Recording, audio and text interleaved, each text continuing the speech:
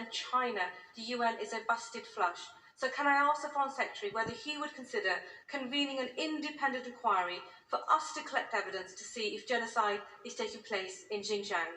Whether it's the pictures of Uyghur Muslim children who've been separated from their parents, or the horrifying footage of Uyghurs in chains being herded off of trains and into the camps, or the news that the Chinese government is selling the hair of Uyghurs on the internet, many of these things, and I'm sure the Foreign Secretary will feel this very deeply, are reminiscent of the darkest moments of 20th century history.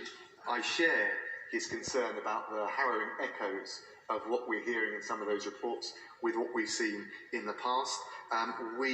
Of course, he's right to say we need to use every potential lever that we've got to try and positively moderate or change the behaviour of China.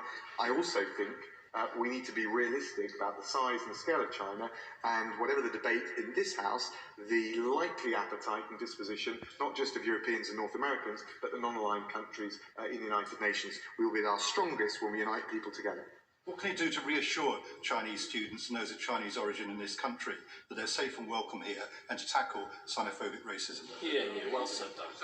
Can I say that I'm very grateful to the honourable gentleman for raising this point, and my statement made it clear that we value the contribution of travelling Chinese that they make, both touristically but also in terms of universities. And I think it is also timely to make that point to the British Chinese community here, who are some of our most hard-working, productive, socially engaged members of our communities, how welcome they are, and that we will have no truck in this House, and certainly not on this side and in this government, with this descending into jingoism or any racism against them. They are an incredibly important member of our community and our society.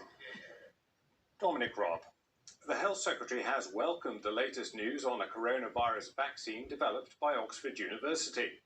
Trials involving just over 1,000 people showed the injection led to them making antibodies and T cells that can fight coronavirus.